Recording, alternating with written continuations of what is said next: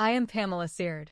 I'm 34 years old, and this past Saturday, a hired security guard informed me that I wasn't deemed acceptable enough to walk through the main entrance of my very own hotel.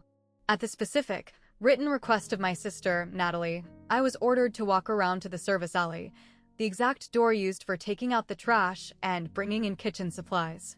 My mother was standing barely 15 feet away, watching this entire scene unfold. And she smiled.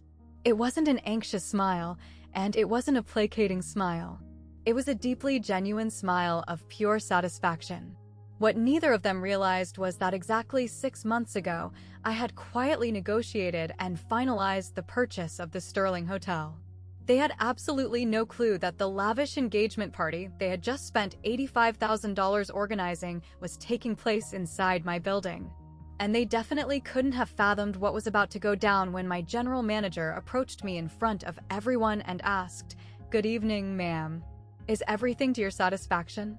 Before we dive into exactly how that explosive evening concluded, I'd love it if you could take a quick second to hit the like button and subscribe to the channel, but only if you truly connect with real stories like this one. Also, drop a comment letting me know where in the world you're tuning in from and what time it is right now.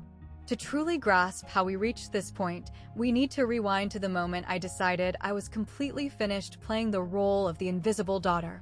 I actually found out about Natalie's engagement via a Facebook timeline update. There was no excited phone call, not even a copy-pasted text message.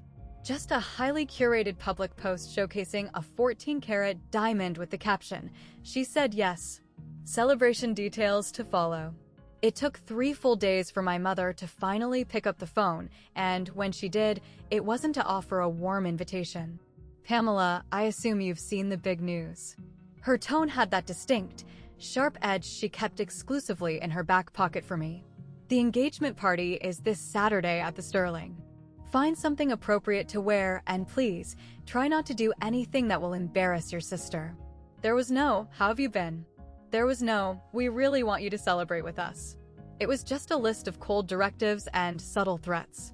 My mind immediately flashed back to our family Thanksgiving 2 years prior.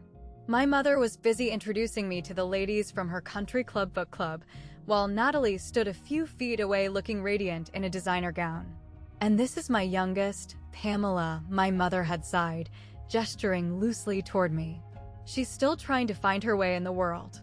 I was 32 years old at the time. I was the sole owner of 2 highly profitable hotels.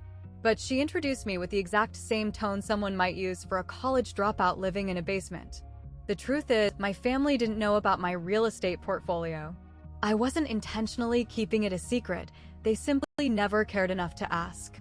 During every family dinner, every holiday gathering, every rare phone call, the topic of conversation was magnetically pulled back to Natalie.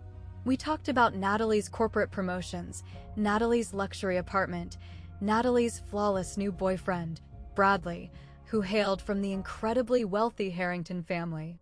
As for me, I was just the background static. What my mother was completely oblivious to, what the entire family was blind to, was that 6 months prior to this phone call, I had signed the deed to the Sterling Hotel. The exact same prestigious venue where my sister was planning to host her high society engagement gala. It wasn't a calculated setup on my end. When I acquired the Sterling, I didn't even know Natalie and Bradley were looking at venues. But it seems the universe has a brilliant sense of irony.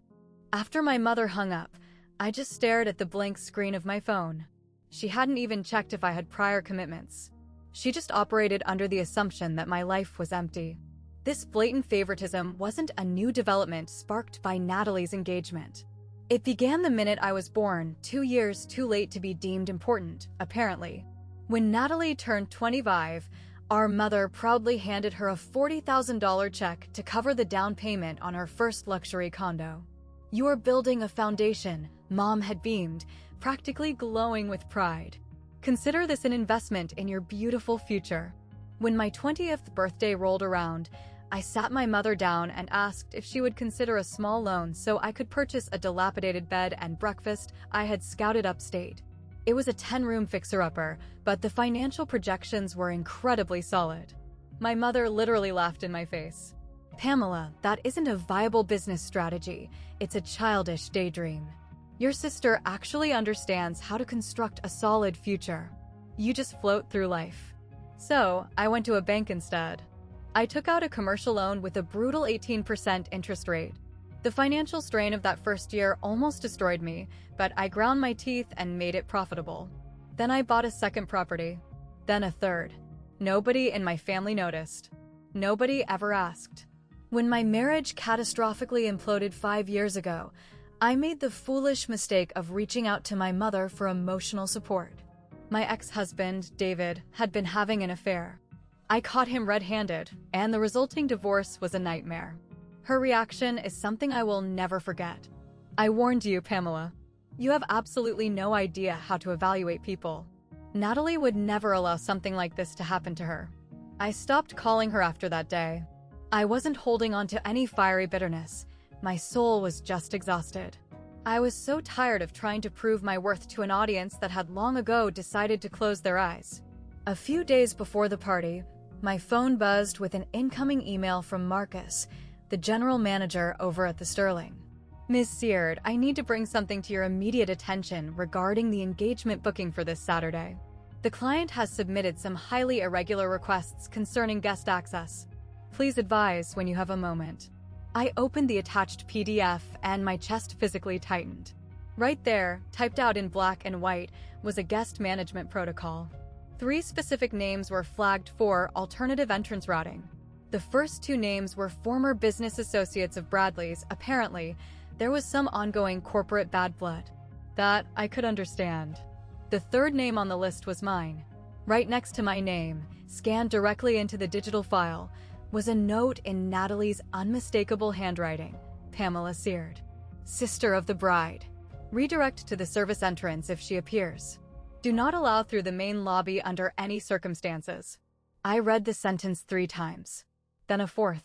My own flesh and blood had categorized me alongside people her fiancé actively despised. She had officially designated me as a dirty secret that needed to be kept out of sight from the Harringtons and the important guests. Marcus had attached a secondary note. Ms. Seard, I found this directive incredibly inappropriate given your status as the property owner. Would you like me to intervene? Awaiting your instructions. I sat back in my desk chair, looking out my office window at the city skyline. Somewhere in that concrete jungle sat the Sterling, my building, my investment, where my sister was meticulously plotting to humiliate me in front of 200 people. I had a few ways to play this. I could easily cancel their reservation and leave them stranded. I could out myself as the owner before Saturday and watch Natalie spiral into a panic. Or I could just stay home and let them think they had successfully boxed me out. But none of those felt right. If I boycotted the party, I was just playing into my role as the invisible outcast. If I threw a public tantrum beforehand, they would spin the narrative, calling me jealous, unhinged, and dramatic, proving everything they'd ever said about me. But if I just showed up and let gravity do the work? I hit reply on Marcus's email. Do not alter a single thing. Let them proceed exactly as they have planned. I will handle this situation personally. Marcus responded almost instantly. Understood, Ms. Seard. I will be on standby. I closed the laptop. Saturday was shaping up to be a very interesting evening. The following morning, I called Daniel. We had been close friends since our university days, back when I was broke and running on nothing but blind ambition. Today, he was my retained corporate attorney, but more importantly, he was the only person on earth who had watched me build my empire brick by brick. Wait, they literally put you on a security blacklist? He asked, his voice laced with absolute shock over the phone. They want you to use the loading dock like you're dropping off a pallet of salmon? Pam, this is genuinely psychotic. Just call down there, tell them you hold the deed, and watch them grovel. And then what happens, Daniel? I stared up at my apartment ceiling. They'll apologize because they're terrified of the embarrassment, not because they actually feel remorse. The dynamic stays exactly the same. I just remain the disappointing daughter they have to tolerate. Daniel went quiet for a moment. What is your endgame here, Pam? Are you looking for revenge, or are you looking for closure? That question lingered heavily. I don't want revenge, I finally answered. I just want them to realize that I am not the pathetic caricature they invented in their heads. I want to stop making myself small just to accommodate people who refuse to make any room for me. That's a big step, Pam. I know it is. He exhaled loudly. Listen, if you are actually going through with this, you need a wingman. Do you want me there? I can slap on a suit and come as your +1. Just an old college buddy catching up. I'd like that, I said. Perfect. And I'm going to bring a briefcase full of legal documentation, just in case anybody tries to challenge your reality. He paused. You do realize this has the potential to detonate their entire night, right? I know. I thought about every single family dinner where my voice was talked over, every milestone of mine that was entirely ignored, and every time my mother looked at me with those cold, empty eyes. I'm fine with not hiding in the shadows anymore. How they choose to react to the truth is entirely on them. We agreed to meet at the venue. I ended the call and walked over to my closet, pulling out a simple, elegant black dress. It was unpretentious, flawless, and perfect for the occasion. Saturday sneaked up on me. By 7 in the evening, the sun had slipped behind the downtown high-rises, casting the Sterling's beautiful stone facade in a warm, golden glow. I had dressed very intentionally. The black dress was sophisticated but quiet. I wore no flashy jewelry, just a simple pair of pearl earrings my grandmother had bequeathed to me. It was an aesthetic that whispered I belonged in the room without needing to scream for attention. The valet immediately recognized my vehicle but kept his mouth shut. I had given Marcus strict orders to keep my presence completely under the radar. As far as the front-of-house staff was aware, I was just another name on a guest list. The main entryway was bathed in inviting light. Through the massive glass double doors, I could see the grand lobby. Crystal chandeliers threw fractured rainbows across the polished marble. Guests decked out in tuxedos and evening gowns were making their way toward the grand ballroom. I could hear the faint sound of laughter and the clinking of champagne glasses. It was Natalie's flawless fairy tale. I rolled my shoulders back and walked straight toward the main doors. That is when he intercepted me. A young security guard in a sharp dark suit, an earpiece curled around his ear, holding a thick clipboard. He was just a guy doing the job he was paid for. Good evening, ma'am. Can I get your name? Pamela Seard. He ran his index finger down the printed list. I watched his hand suddenly halt. A brief flash of confusion crossed his face before he snapped back into a mask of practiced neutrality. I deeply apologize, ma'am, but I am going to have to ask you to use the service entrance. Excuse me. Those are the strict instructions I was given. The service entrance is located around the back of the building, straight through the kitchen corridor. I planted my feet. Would you mind telling me exactly who issued those instructions? He shifted his weight, clearly uncomfortable. The primary event organizer, ma'am. I apologize, I am strictly following the protocol I was given. Protocol. My sister had literally drafted a security protocol to quarantine me. I looked over the guard's shoulder, peering through the glass into the grand lobby. That is when I spotted her. My mother was standing just a few feet inside the doors, staring directly at me.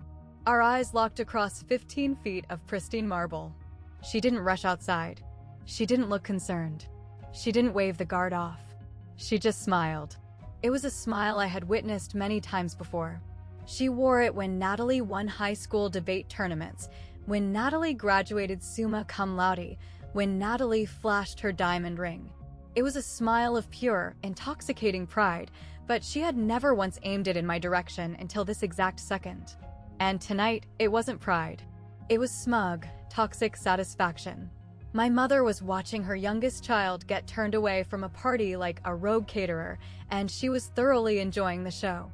This wasn't a clerical error. It was a coordinated strike. A little further back, I spotted Natalie lingering near the ballroom archway, draped in stunning cream-colored silk, soaking up compliments from the arriving elite. She briefly glanced toward the lobby doors. Our eyes met for a fraction of a second. She offered a microscopic flicker of recognition and then immediately turned her back to me, tossing her head back in laughter at something a guest said. "Ma'am, the service entrance, please," the guard prompted, clearing his throat. A bellhop named Thomas, who had been working at the Sterling for 3 years, suddenly noticed the commotion. His eyes went wide with horror when he realized who the guard was blocking, and he instinctively started speedwalking toward the doors to intervene. But the security guard shot him a harsh look and subtly shook his head.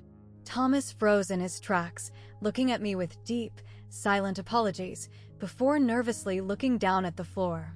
I stood on that pavement for 5 long seconds. They felt like 5 centuries. My mother finally broke our staring contest, pivoting gracefully to greet a newly arriving couple with a massive, warm hug, carrying on as if she hadn't just endorsed the public humiliation of her own daughter. I could have ended it right there. I could have demanded Marcus be brought out. I could have dropped the hammer on the pavement. But the timing wasn't right yet. Fine, I told the guard softly. I will use the service entrance. I pivoted on my heels and walked toward the dark alleyway beside the building. I was going to let them feel the high of their little victory. The back hallway smelled heavily of industrial bleach and freshly baked brioche. The harsh, buzzing fluorescent tubes above were a jarring contrast to the crystal-draped luxury sitting just 50 feet away through the walls. I pushed open the heavy steel double doors and stepped into the main kitchen. It was a maze of gleaming stainless steel. Steam billowed off of massive stovetops as the culinary team executed a 5-star dinner rush in perfect, chaotic harmony. And then, one by one, the kitchen went dead silent. A sous chef froze with his knife suspended over a cutting board. A waitress balancing a massive tray of champagne flutes stopped dead in her tracks. Executive Chef Rivera, who had just been screaming out plating orders, went entirely rigid. "Ms. Seard," Rivera breathed, his voice barely a whisper. We were absolutely not expecting you to." "It is perfectly fine, Chef," I interrupted smoothly. "Please keep working." Nobody moved a muscle. Looking at their faces, I realized the horrible truth. They had all seen the catering notes. They had all seen the security list. They all knew exactly who I was, and they knew exactly why the owner of the building had just walked through the delivery doors. Seriously, I smiled, keeping my tone light and reassuring. "Tonight, I am nothing more than a guest. Carry on." Chef Rivera swallowed hard and slowly nodded. "The Atlantic salmon is looking exceptional this evening, Miss Seard. We are doing my special preparation. I have no doubt it will be flawless." Slowly, the kitchen machinery spun back to life as I navigated through the prep stations, though I could feel 24 pairs of eyes burning into my back. A dishwasher was so distracted he nearly dropped an entire tray of crystal goblets. A line cook whispered frantically to the woman next to him. I finally reached the swinging wooden doors that connected the back of house to the ballroom. Peeking through the circular glass window, I could see the event in full swing.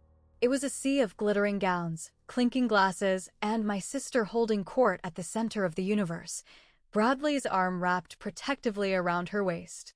200 of the city's elite gathered to worship Natalie's perfect existence. I let a tiny, patient smile touch my lips. I smoothed out the front of my black dress, took a deep breath of air, and pushed through the doors. The ballroom was genuinely stunning.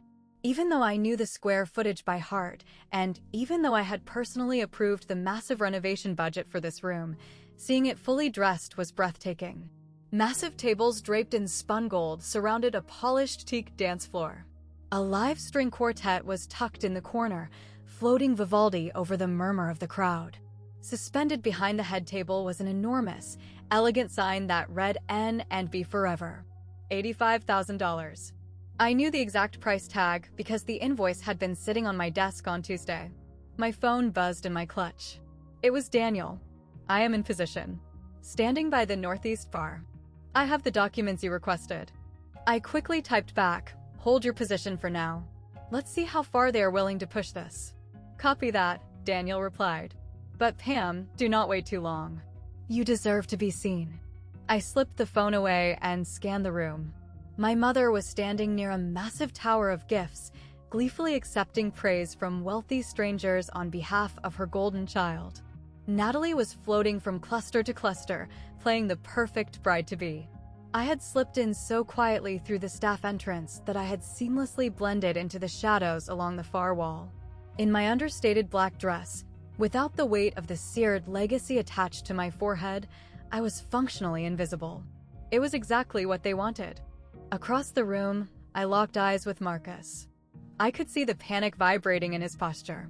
His professional instincts were screaming at him to rush over and cater to his boss. I gave him the tiniest, almost imperceptible shake of my head. He froze, gave me a rigid nod of understanding, and backed away into the corridor. A few feet from my hiding spot, my mother was loudly holding court with one of Bradley's aunts. Oh, she was the absolute top of her class at Columbia, my mother boasted, her champagne splashing slightly over the rim of her glass. The Harrington family has incredible standards, you know. They don't just welcome anybody into the fold. But we are just so incredibly blessed.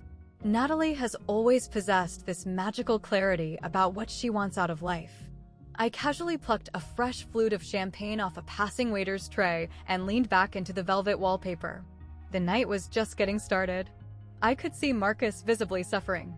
He kept doing his rounds, but his eyes constantly darted between my shadowy corner and Natalie's glowing center stage. He had been running the Sterling for 8 years, long before I ever signed the deed. He was a master of discretion, but this bizarre family theater was pushing him to his absolute limits. At one point, he approached Natalie's group to politely inquire about the appetizer pacing. I watched my sister literally swat her hand at him, shooing him away without even breaking eye contact with her wealthy guests. When Marcus finally found a tactical reason to walk past my corner, he leaned his head toward me without breaking his stride. Ms. Seard, this entire scenario is highly irregular and frankly unacceptable. Give me the word and I can. Not yet, Marcus. But ma'am, what they are doing to you. I am fully aware of what they are doing, I whispered. And I am fully aware of how I am handling it. He stopped walking, torn between his professional duty and his personal loyalty. The back-of-house staff is very distressed. Word is spreading fast through the kitchen.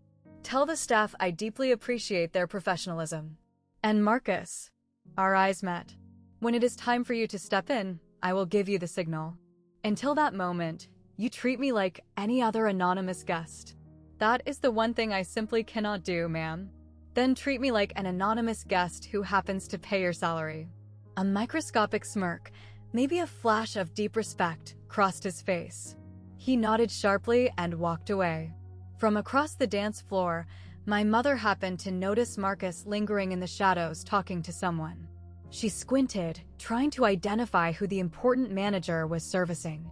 I took a half step backwards behind a massive floral arrangement. She gave a dismissive shrug and went back to her bragging. Just another nobody in the dark. I glanced at my watch. It was almost time for the speeches. The sharp clinking of silverware against crystal immediately hushed the 200 guests. Ladies and gentlemen, if I could borrow your attention for a moment, Bradley's voice echoed warmly through the sound system. My breathtaking fiancé has a few words she'd like to share. A wave of applause washed over the room as Natalie glided gracefully up to the microphone. She was the absolute picture of bridal perfection. The chandeliers made her silk gown look like it was glowing from the inside out. Thank you all, from the bottom of my heart, for being here to celebrate with us, she began, her voice dripping with practiced warmth. This evening means absolutely everything to Bradley and me. She went down the standard list of gratitude. She thanked the Harrington dynasty. She thanked Bradley's corporate partners. She thanked her college sorority sisters who had flown in from the coast. And then, she turned her attention to the VIP table. And of course, I have to thank my incredible, unstoppable mother. Natalie extended a hand toward Victoria, who was already lifting her glass with theatrical humility. Mom, you have been my rock. You are my greatest inspiration. Every single thing I have achieved in this life is because of your guidance. The room erupted into applause. My mother delicately dabbed at her completely dry eyes with a silk napkin. I remained perfectly still in my corner, sipping my champagne. I also want to take a moment to acknowledge what family truly means, Natalie continued, her gaze slowly sweeping across the massive room. Somehow, she possessed the talent of looking at a crowd of 200 people while looking at nobody at all. Family is about showing up. It's about sticking it out. I am so incredibly grateful for the people in this room who understand what true commitment looks like. Her eyes finally locked onto my dark corner. For one split second, she looked right at me. Some people in this room have had to overcome personal challenges to be here tonight. She offered the crowd a deeply sympathetic, patronizing smile. Let's just say, not everybody in my family fully grasps the sacred value of commitment. But tonight isn't about the past. Tonight is about real, lasting love. A ripple of highly uncomfortable, scattered laughter moved through the tables. Several guests exchanged awkward, knowing glances. Sitting at the head table, Eleanor Harrington, Bradley's formidable mother, frowned slightly, her sharp eyes scanning the room to see who the bride was taking a public shot at. I felt those words hit my chest like bricks. My divorce. She was actively using the traumatic collapse of my marriage as a punchline to elevate her own status in front of the Harrington family. My fingers gripped the stem of my champagne flute so hard I thought the crystal might snap. But I held my ground in the shadows. Natalie wrapped up her toast to thunderous applause. But before the clapping even died down, my mother was already standing up, practically wrestling the spotlight away. "If I may just add a few thoughts of my own," my mother announced. She didn't wait for the microphone. Pamela Seard had never needed a microphone to command a room. From the very day Natalie was born, I knew she was destined for greatness. Some children, you just look at them, and you can see their golden path stretching out into the future. She paused dramatically, allowing the wealthy guests to nod in agreement. Raising a brilliant daughter like Natalie has been the ultimate privilege of my life. Watching her dominate her classes, watching her skyrocket in her career, and now, watching her merge her life with one of the most respected, prestigious families in this entire state. My mother hoisted her glass toward the Harrington patriarchs. "To your phenomenal son, Bradley, and to the extraordinary, flawless woman he has chosen to spend his life with." "Here, here," an older man shouted from the back. As my mother gracefully took her seat, a woman sitting at an adjacent table leaned over to her husband. "Wait, I thought Victoria had 2 daughters?" The whisper was just a fraction too loud. It carried through the quieted room, and my mother heard every syllable. I watched my mother's spine instantly turn to steel. She pivoted her head, painting on a sickeningly sweet smile. "Natalie is my ultimate pride and joy," my mother stated smoothly, ensuring her voice carried. Pamela is still trying to find herself." The heavy dismissal hung in the air like a foul odor. Guests shifted awkwardly in their gold-plated chairs. Someone aggressively cleared their throat. Over by the bar, I saw Daniel's jaw clench so tight it looked painful.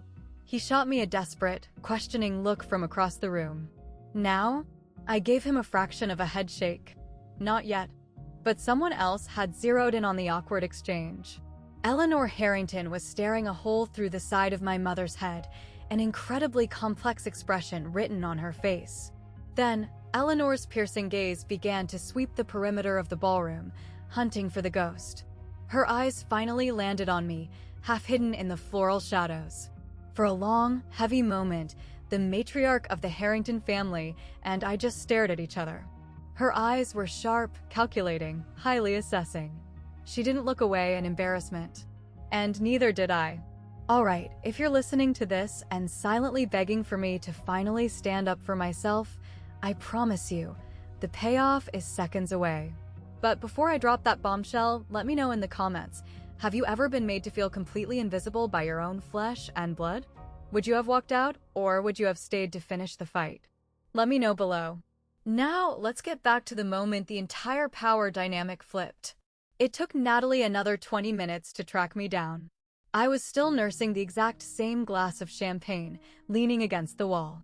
Apparently, the shadows weren't deep enough to hide me forever. Oh. Natalie stopped dead in her tracks, a flash of genuine surprise crossing her face before she hastily reconstructed her bridal mask. "You actually showed up. Congratulations on your engagement, Natalie. The room looks lovely." "Thanks," she replied, her smile paper-thin. "I honestly thought you might find an event like this a little too overwhelming. High society functions can be a lot for people who aren't used to them. I am managing just fine." Behind her, 3 of her perfectly manicured sorority sisters formed a supportive semicircle, ready to act as her witnesses. Natalie tilted her chin up. You know, Bradley's family is incredibly traditional. They put a massive premium on success and high achievement. So, I really hope you aren't offended by why we had to be a bit selective about the entrance logistics tonight. I understand the logistics perfectly, Natalie. Good. She took a delicate sip of her drink, analyzing me over the crystal rim. Because tonight is entirely about me, Pamela. It is my engagement. My moment. Please, do me a favor and try not to make this evening about your situation. I wouldn't dream of stealing your spotlight. Wonderful. Another razor-thin smile. And just a tip for the future, maybe try wearing something a bit more festive next time? A black dress is just so incredibly dreary for a celebration. You look like you're going to a funeral. One of her backup dancers actually giggled. Natalie turned her back to me, preparing to strut away and dismiss me as easily as she would a busboy. But then she paused and glanced back over her silk shoulder. By the way, how exactly did you get past the front door? I specifically told the security. She abruptly clamped her mouth shut, but the damage was already done. You specifically told security what, Natalie? I asked, raising an eyebrow. A splotch of red appeared on her cheeks. Nothing. Just forget it. If you must know, I utilized the kitchen service entrance. Exactly as you requested. For one fleeting second, a bizarre emotion flashed across my sister's face. It wasn't guilt. Natalie was entirely incapable of feeling guilt. It was more like raw shock. She genuinely hadn't expected me to stoop to the level of obeying the humiliating demand. Just past Natalie's shoulder, I spotted Bradley. He had been standing a few feet away and had clearly heard the entire exchange. His face was pale, his brow furrowed in deep distress. Natalie was completely oblivious to his presence, but I wasn't. Right on cue, the final boss appeared. Pamela. My mother's voice was a low, venomous hiss. She grabbed my elbow and forcefully physically dragged me into a small, recessed alcove near the kitchen hallway. It was slightly removed from the main dance floor, but still exposed enough that I couldn't cause a massive scene without drawing an audience. What in God's name are you doing here? She demanded. I am attending my older sister's engagement gala. Do not play smart with me.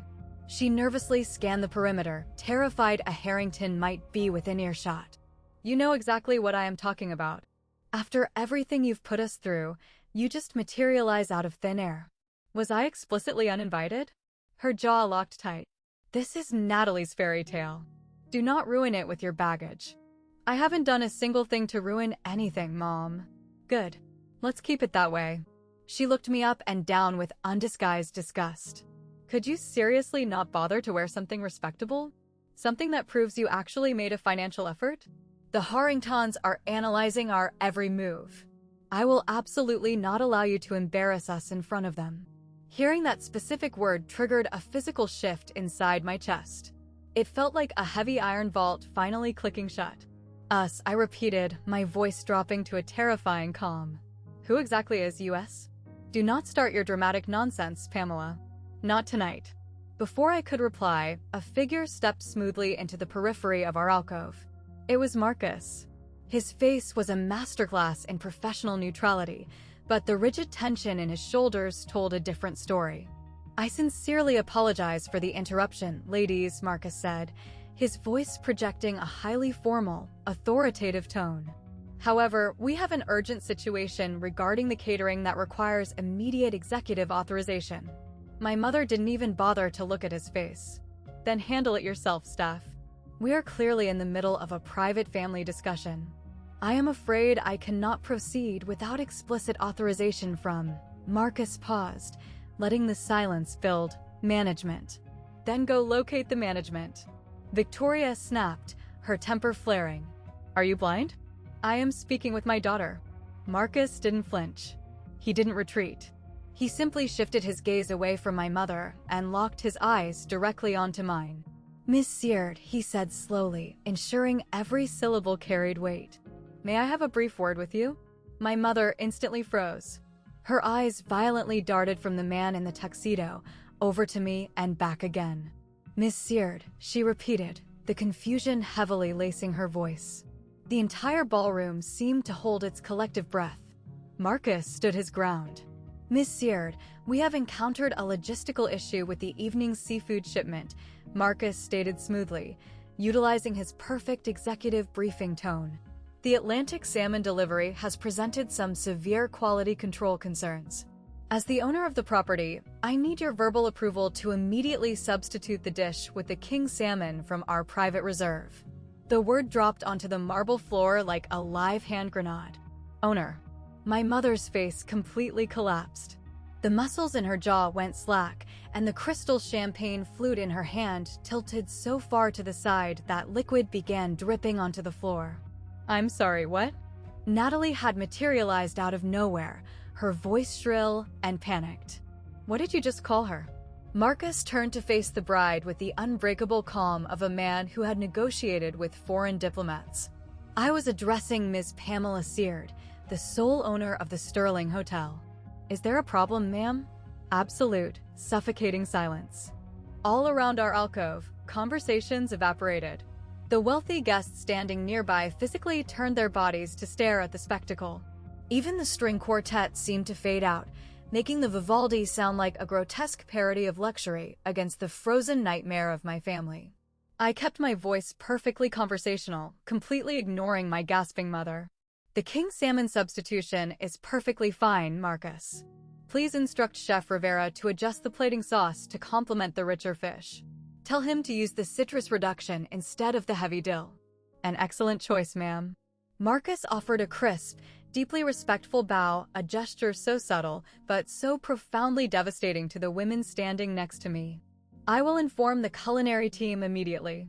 He turned on his heel and walked away. The sharp click of his leather shoes echoing against the marble was the only sound in our corner of the room. I slowly turned my attention back to my mother and my sister. Victoria's mouth was opening and closing like a suffocating fish. No audio came out. Natalie had gone completely ghost white beneath her meticulously contoured makeup. Her hands were gripping Bradley's tuxedo sleeve with such violent force that her knuckles were turning blue. The owner, Bradley whispered, staring at me like he was looking at an alien. He looked down at his fiancée. Natalie, did you know about this? No. Natalie's voice violently cracked. No, this isn't, she doesn't. Somewhere in the crowd behind me, a glass slipped from a guest's fingers and shattered loudly against the floor. Somebody gasped. And for the very first time in my entire 34 years on Earth, my family was looking directly at me. This is a sick joke. Natalie's pitch was rising into a frantic yell. This is some kind of deranged, twisted prank. She doesn't own a damn thing. The whispers began sweeping through the 200 guests like a wildfire. High society elites were eagerly leaning into one another, raising their eyebrows. I saw a dozen cell phones quietly slip out of velvet purses as people rushed to Google my name. I have officially owned the Sterling for 6 full months, Natalie, I stated, keeping my tone perfectly, infuriatingly calm. You are more than welcome to verify the deed with the county property records. They are public information. 6 months, my mother finally wheezed, her vocal cords unfreezing. That is utterly impossible. We would have known. Someone would have told us. Who would have told you, Mom? I asked gently. You never ask what I do for a living. You have never asked about my life, period. Victoria's face rapidly cycled through a kaleidoscope of extreme emotions. Profound shock, deep confusion, a fleeting second of genuine shame, before instantly hardening into her default setting of aggressive defensiveness. This is completely ridiculous. You are making up these elaborate lies just to sabotage your sister's magical night. I am not making a single thing up, and I am certainly not trying to ruin anything. Then what the hell is this? Natalie shrieked, wildly waving her arms at the opulent ballroom. Is this some pathetic power play? You purposely wait until the night of my engagement to spring it on everyone that you own the venue? How petty and vindictive can you possibly be? I didn't plan a single aspect of this, Natalie. I purchased this commercial real estate because it was a highly lucrative investment. You are the one who actively chose to book your party in my building. And you are the one who chose to put my name on a security blacklist. The word blacklist landed like a physical blow. I watched several of Bradley's relatives exchange horrified, deeply confused glances. Suddenly, the crowd parted. Eleanor Harrington rose from the head VIP table and began a slow, terrifyingly measured march toward our alcove. It was the stride of an incredibly powerful woman who never had to rush, because the world naturally stopped and waited for her. "Excuse me," Eleanor's crisp voice sliced through the murmuring crowd. "Did I understand that exchange correctly?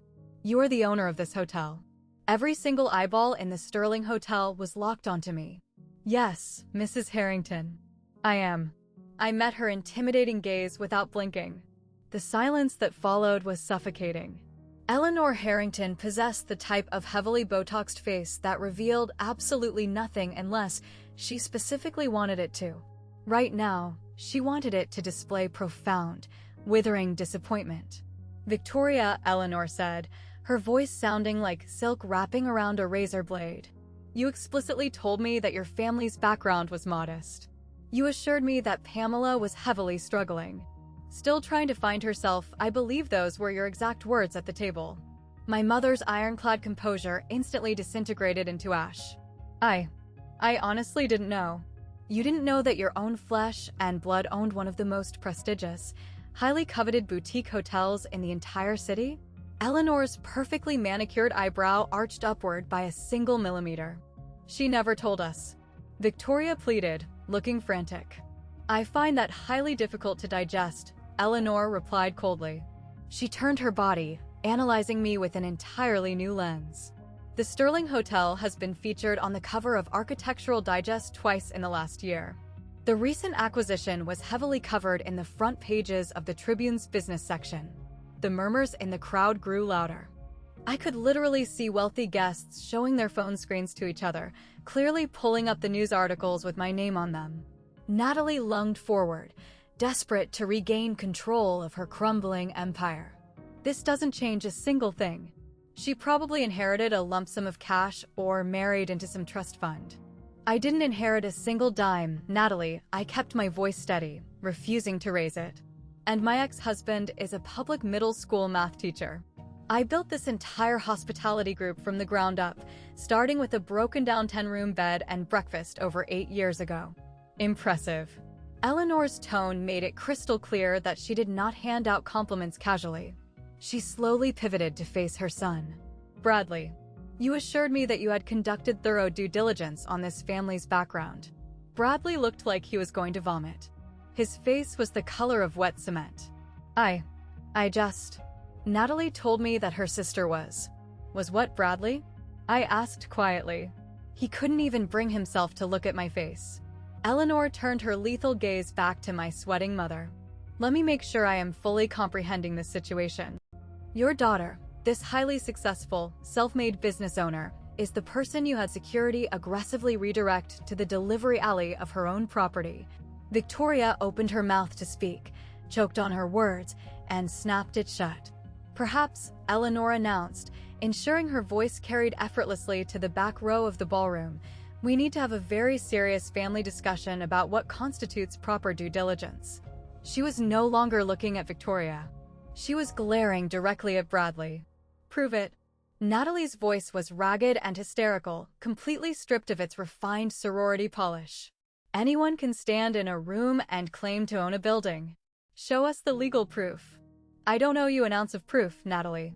"Of course you don't. Because you can't. Because this is all a massive, psychotic lie." Actually, Eleanor Harrington interrupted, cutting through Natalie's tantrum like a surgical scalpel. "I would very much appreciate verification. This is quite a significant revelation, and given the rather disturbing circumstances," she let the heavy implication dangle over my sister's head. Right on cue, Daniel materialized directly at my side. I hadn't even seen him cross the room. "I happen to have the relevant legal documentation right here," Daniel stated. His voice was incredibly crisp and aggressively professional. "Daniel Webb, acting corporate attorney for Ms. Seard. I thought it might be highly prudent to carry hard copies of the deed tonight, given the highly unusual, hostile guest access arrangements." He unbuttoned his suit jacket and produced a thick leather folio. Inside was a stack of watermarked documents, the final acquisition contracts, the deed transfer certificates, and the state business registrations. He handed the folio directly to Eleanor. Eleanor accepted the folder and scanned the highlighted paragraphs with the terrifying efficiency of a billionaire matriarch who had spent decades reviewing corporate mergers. The crowd physically pressed closer to us, craning their necks to get a glimpse of the papers. "The Sterling Hotel," Eleanor read aloud, her voice echoing perfectly through the silent ballroom. "Acquired exactly 6 months prior. Full corporate ownership transferred to Pamela Seard. 0 outstanding debt. 0 managing partners. Sole proprietor." She slowly looked up from the papers, locking eyes with my mother. The glare could have frozen a volcano. "And you forced her to use the service entrance." Victoria seemed to physically shrink, her grandiose, country club aura completely evaporating into nothing.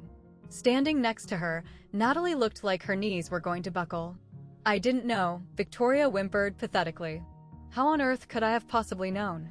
"By asking me," I replied softly. "By picking up a phone and calling. By taking a genuine interest in my life for even 5 minutes over the last 10 years. My words weren't laced with screaming anger. They weren't dripping with spiteful bitterness. They were just the tragic, objective truth. And somehow, that lack of anger made the reality so much worse for them." Eleanor neatly closed the leather folder and handed it back to Daniel. Her internal calculations were apparently complete. She turned to her son without acknowledging my mother again. "Bradley, we need to speak privately. Immediately." She grabbed his arm and marched him toward a secluded corner of the room. All around us, the $85,000 engagement party had totally fractured. A few guests awkwardly tried to restart their conversations, taking rapid, stolen glances in our direction. Others didn't even bother pretending. They just stared at us openly, munching on appetizers like they were watching a reality television finale. My mother lunged forward and grabbed my forearm. "Pamela, please," she begged, her voice entirely stripped of its usual demanding authority. "You are completely humiliating us in front of the city. Make this stop." I gently but firmly peeled her fingers off of my arm. "No, Mom. You humiliated yourselves. All I did was show up to a party. So what is the master plan now?" Natalie sobbed, black mascara beginning to streak down her perfectly powdered cheeks, her facade officially in ruins. "You're going to forcefully cancel the catering? You're going to kick us out into the street to ruin my life out of pure spite." "I am not going to do a single thing, Natalie," I said, my voice steady and grounded. "The party will continue exactly as scheduled. Your engagement to Bradley is your own personal business, not mine." Victoria stared at me like I was speaking a foreign language. "Then what do you want from us? What was the point of all this?" The question just hung there in the heavy air. What did I actually want? I didn't want petty revenge. Seeking revenge would imply that I still valued their opinions. I didn't even want a tearful apology, because empty words were never going to magically erase 30 years of emotional neglect. "I just want you both to understand one simple thing," I said, looking back and forth between the two women who had spent a lifetime making me feel tiny. "I didn't do this to prove that I am vastly more successful than you. I did this because my entire life you have treated me like I was less. And as of tonight, I am officially done accepting that treatment." "Pamela, please listen to me," Victoria pleaded. "I am not furious with you, Mom. I am just entirely done pretending to be invisible to make you comfortable." I took a deep breath, choosing my final words with absolute precision. "You intentionally put my name on a security blacklist at my own sister's celebration, at a hotel that I own. And you stood behind the glass and smiled when the guards turned me out into the alley." Her face violently crumpled into tears. "Whenever you are ready to sit down and have a brutally honest conversation about why you have treated me like a second-class citizen for 3 decades, my door will be open. But I refuse to be the invisible daughter ever again." For the first time in my entire life, neither my mother nor my sister had a single word to say back to me. Eleanor Harrington emerged from her private corner huddle. Bradley was trailing 3 steps behind her, looking exactly like a man who had just been handed a terminal diagnosis. "Natalie," Bradley croaked, his voice raw. "We need to talk. Somewhere private after this is over. Bradley, sweetheart, whatever she just told you. Later." That single, sharp word from Bradley completely silenced my sister. Eleanor glided over to my mother, flashing the polite, terrifying smile of a predator about to end a hunt. Mrs. Seard, this has certainly been a highly illuminating evening for our family. Victoria desperately attempted to salvage the wreckage. Mrs. Harrington, I swear to you, this ridiculous misunderstanding changes absolutely nothing about Natalie and Bradley's beautiful relationship. I am afraid that is simply not your decision to make, Eleanor replied, her smile never dropping for a millisecond. It appears our family was provided with a heavily manipulated, incomplete picture of your dynamic. I hope you can respect that we are going to need to have some very extensive conversations with Bradley regarding his choices moving forward. What exactly does that mean? Victoria choked out. It means exactly what the words imply. Eleanor's gaze was simultaneously pleasant and utterly ruthless. The Harrington family is incredibly thorough. We do not finalize major, life-altering legal decisions based on fraudulent information. All the remaining color completely drained from Victoria's face. Eleanor then turned her attention to me. The harsh, judgmental dismissal from earlier in the evening was completely gone. In its place was a look of deep, peer-to-peer recognition. Miss Seard, I want to personally apologize for any grave misunderstandings that occurred here tonight. She popped open her designer clutch and handed me a thick, gold-embossed business card. If you are ever inclined to discuss local real estate ventures, or if you simply wish to get lunch, I would highly welcome the opportunity to sit down with you. I accepted the heavy cardstock. Thank you, Mrs. Harrington. Please call me Eleanor. She leaned in just an inch, dropping her voice to a conspiratorial whisper. I have always prided myself on knowing exactly who the most formidable people in the room are. It appears tonight I was looking in the entirely wrong direction. With that devastating parting shot, she gracefully turned and walked away to collect her husband from the bar. Natalie stood frozen like a marble statue, watching her future mother-in-law completely dismiss her existence. The engagement hadn't been officially called off yet, but the power dynamic had permanently shifted, and every single person in the room could feel the earthquake. I found Daniel packing his briefcase near the bar. He raised a single eyebrow at me. You still breathing? I think so. That was intense. He shook his head, letting out a breathy laugh. Pam, I have witnessed some brutal corporate courtroom dramas in my career, but that was an absolute massacre. Are you ready to head out? I glanced around the massive ballroom one last time. The entire vibe had collapsed. There was nervous, hushed laughter. Guests were rapidly making up excuses to grab their coats and exit early. The fairy tale was dead. I've said everything I needed to say, I told him. Want me to walk you out? No. I need to take this walk by myself. I navigated my way through the remaining crowds, heading toward the lobby. I passed my mother and sister one final time. They were standing completely isolated next to a marble pillar. The wealthy guests had abandoned them, giving them a wide, radioactive berth. I am leaving now, I announced quietly. Victoria looked up at me. Her eyes were bloodshot and brimming with tears. Pamela. I didn't. I wasn't doing it because she stopped, swallowed hard, and tried again. I just really wanted Natalie to shine tonight. I desperately wanted the Harringtons to be blown away by her. I was only trying to help your sister. I know you were, Mom, I replied, my voice gentle but unflinching. But you didn't have to completely extinguish my light just to make Natalie shine. Those words landed like a physical punch to her chest. I watched her absorb the undeniable truth of it. Natalie said absolutely nothing. For the first time in 34 years, she didn't have a snarky comeback, a clever deflection, or a vicious attack. She just stood there, drowning in her ruined makeup and heavy silence. I turned my back to them and walked straight toward the grand lobby. I walked right up to the main front doors, the exact doors I had been banned from utilizing just a few hours prior. Not a single security guard stepped in my path. Every hotel employee I passed offered me a crisp, highly respectful nod of acknowledgement. The doorman pulled the massive glass door open for me, offering a warm smile. Have a wonderful evening, Miss Seard. Good evening, Thomas. Thank you. I stepped out into the crisp night air.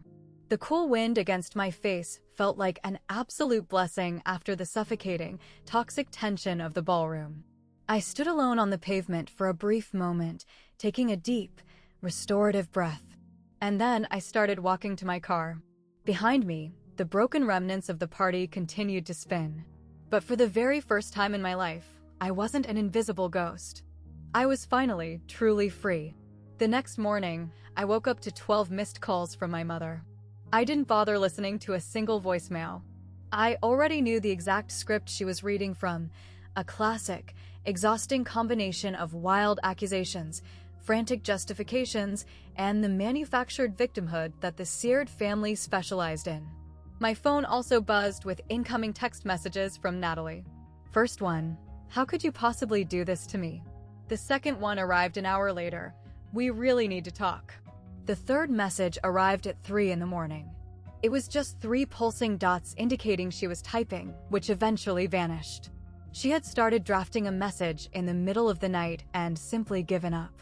At 10 in the morning, Daniel called me with the exact legal update I had been waiting for. The Harringtons hosted a mandatory family summit this morning, he informed me, sounding far too energized for a Sunday. My contact over at their retained law firm told me Bradley was getting grilled in their boardroom for 3 solid hours. The wedding is technically still on the calendar for now. He paused for dramatic effect. But the prenuptial agreement is being violently overhauled. Apparently, Eleanor was utterly repulsed by how your family represented their assets and character. I poured myself a cup of black coffee, watching the steam curl into the air. What exactly does overhauled mean in billionaire terms? It means Natalie has been completely stripped of the immediate access to the Harrington empire she was promised. They're injecting massive behavioral contingencies. Dozens of them. Part of me thought I would feel a deep, vindictive satisfaction hearing that. Instead, I just felt a profound wave of exhaustion. There is one other thing, Daniel continued, his tone shifting. 3 different high-net-worth guests from the party called the Sterling's booking office this morning. They all want to reserve dates for upcoming corporate events. You're kidding me. Nope. Apparently, watching you systematically dismantle your toxic family with absolute grace really impressed the right people. One female executive literally told Marcus, and I am directly quoting here, "Any woman who can maintain that level of absolute composure under that kind of intense emotional pressure is exactly the type of person I want handling my business." I let out a breathless laugh. My family had masterminded an elaborate plot to publicly humiliate me, and instead, they had accidentally broadcasted my elite professionalism to 200 incredibly wealthy potential clients. Pam, you still on the line? I'm here. I sat my coffee mug down, trying to process the sheer absurdity of it all. You did an incredibly brave thing last night. I hope you know that. I know, I whispered. But knowing I was brave didn't magically erase the notification bubble showing my mother's 12 missed calls.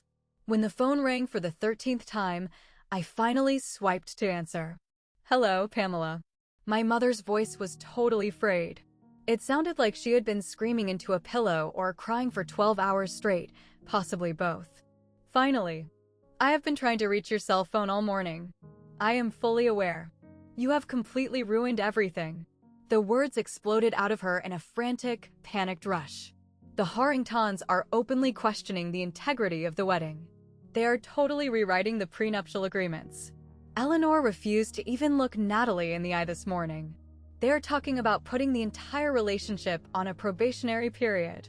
I didn't ruin a single thing, Mom. Do not give me that nonsense. You meticulously planned this whole disaster. You bought that hotel specifically knowing that Natalie would. I did not plan anything, I cut her off, my voice turning to ice.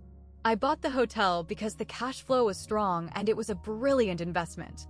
Natalie actively chose to host her party in my building.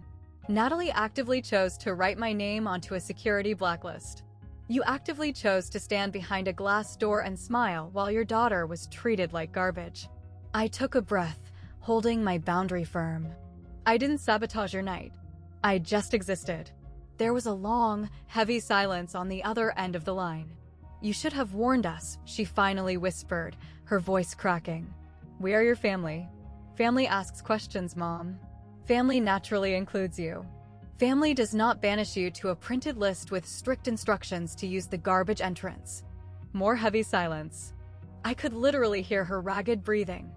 I could perfectly picture her sitting in her living room, desperately scrambling to find a manipulative angle to play.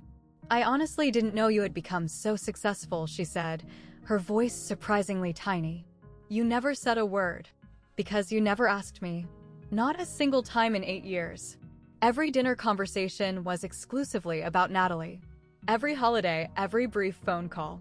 And on the rare occasions I did attempt to share a milestone, you immediately changed the subject back to her." "That's not," she stopped. She couldn't finish the lie. "I am not angry with you," I said, and for the first time, I realized I genuinely meant it. "I am just completely done pretending. I am done shrinking myself down. I am done sitting around hoping that one day you will finally decide to see me. Pamela, when you are actually ready to have a genuine, painful conversation about why you have treated me like a lesser human being for 30 years, I will be right here. But I am not going to be the invisible daughter anymore. Not for you. Not for Natalie. Not for anyone." I hit the end button before she could formulate a response. My hands were violently trembling, but my voice had remained perfectly steady. And that was enough of a victory for one day.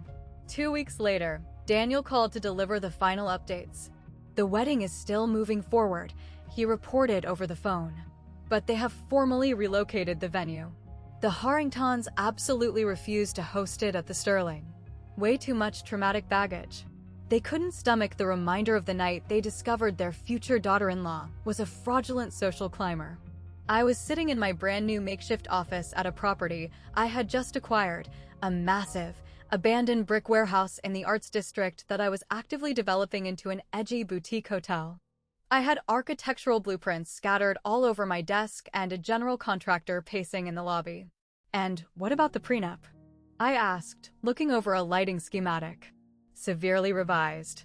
Natalie gets absolutely zero access to any of the Harrington family's liquid assets unless the marriage officially survives the 7-year mark. And even then, her access is highly capped and heavily monitored." I stared out the window, thinking about my older sister. She had dedicated her entire existence to optimizing her personality to trap the ultimate wealthy prize. She finally landed her big fish, but the entire tank had been drained of water.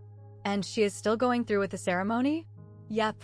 Bradley is sticking it out, but his mother is legally forcing him to undergo intensive family alignment counseling sessions before she will allow the ceremony to proceed. Daniel chuckled darkly.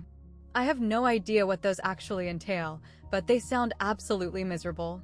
I actually felt a microscopic pang of pity for Natalie. "Almost. Have you heard a peep from your mother?" Daniel asked. "Not a word." He hesitated. "Actually, a physical letter arrived at the Sterling's front desk this morning. It was addressed directly to you. I had Marcus overnight it to your new office." The thick envelope showed up on my desk an hour later. It was addressed in my mother's immaculate, sweeping cursive, the precise penmanship of a woman who prided herself on maintaining high society appearances. Inside was a single piece of stationery. "Pamela, I still do not fully comprehend why you felt the need to do what you did.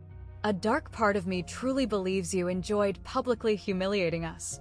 But an honest part of me also knows that I have not been a fair mother to you. I am actively trying to understand why that is, and it is not an easy truth to swallow. I am not ready to speak face to face yet.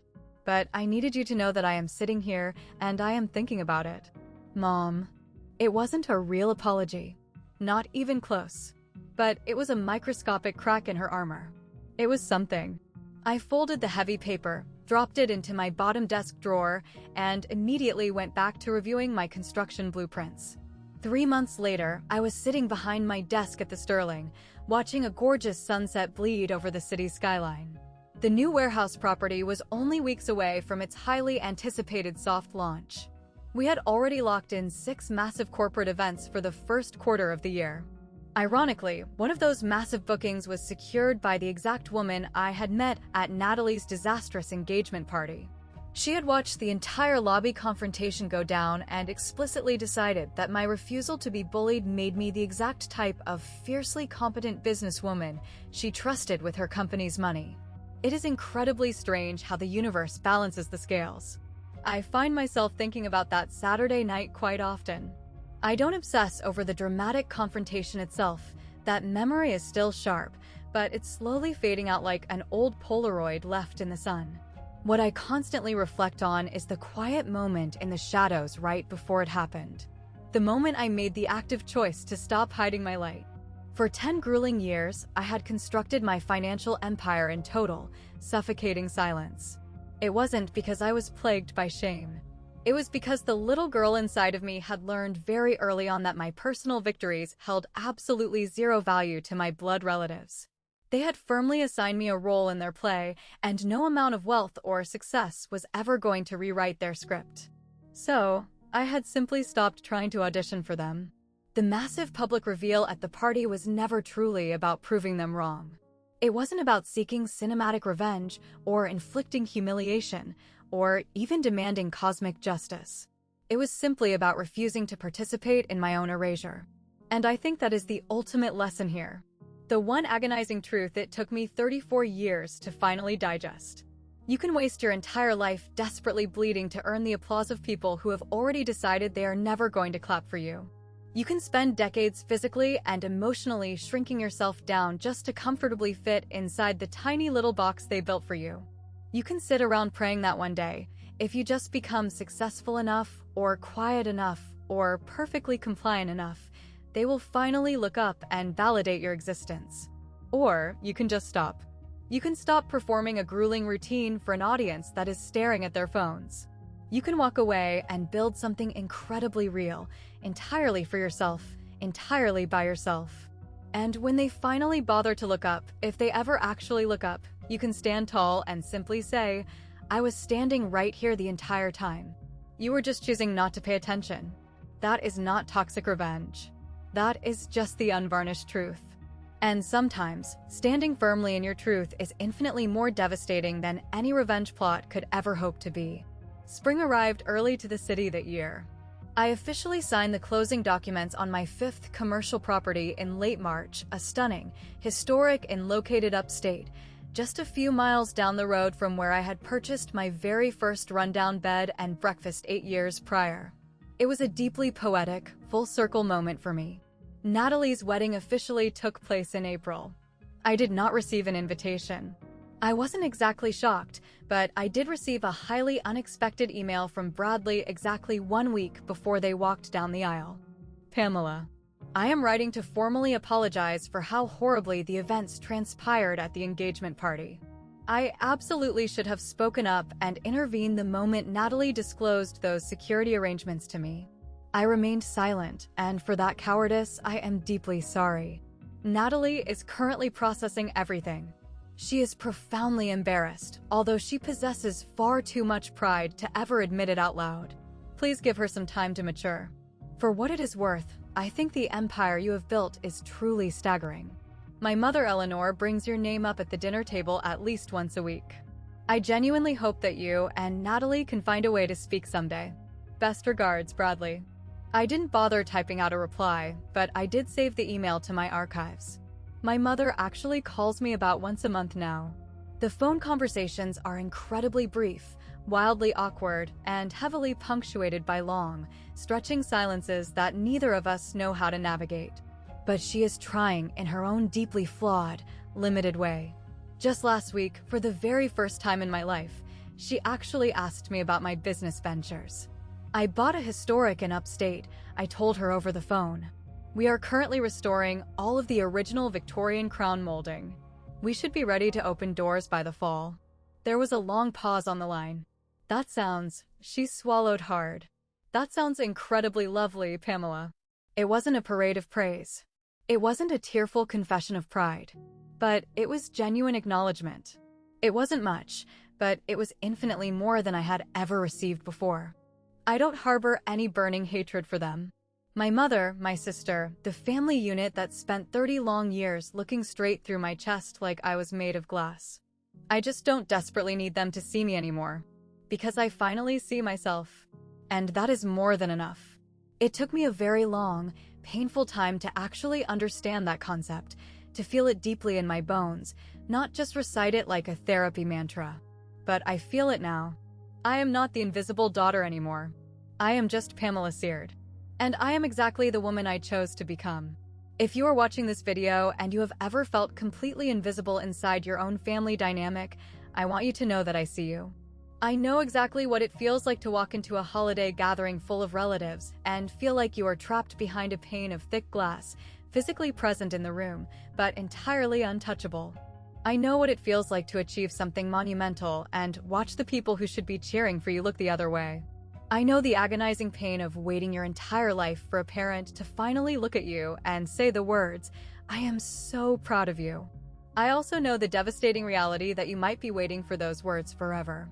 Establishing firm boundaries is not an act of revenge. It is not a weapon designed to inflict pain on others or to arrogantly prove that you are superior to them. Setting a boundary is simply an act of profound self-respect. You do not have to scream at the top of your lungs to be heard. You do not have to orchestrate massive, dramatic explosions to prove your worth. Sometimes, the most terrifying, powerful thing you can possibly do is simply refuse to hide anymore. Show up to the world exactly as you are. Speak your absolute truth with total, unshakable calmness, and let the people around you decide how they want to react to it. Some of them are going to hate it.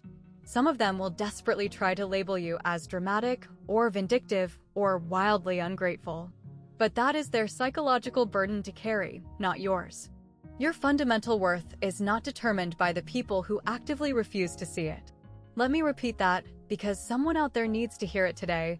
Your worth is not determined by the people who refuse to see it. Not by the mother who chronically overlooked you. Not by the sibling who constantly dismissed you. Not by the entire family structure that was designed to make you feel like you were infinitely less. You are not less. You never, ever were. My name is Pamela Seard, and I am officially resigning from the role of the invisible daughter.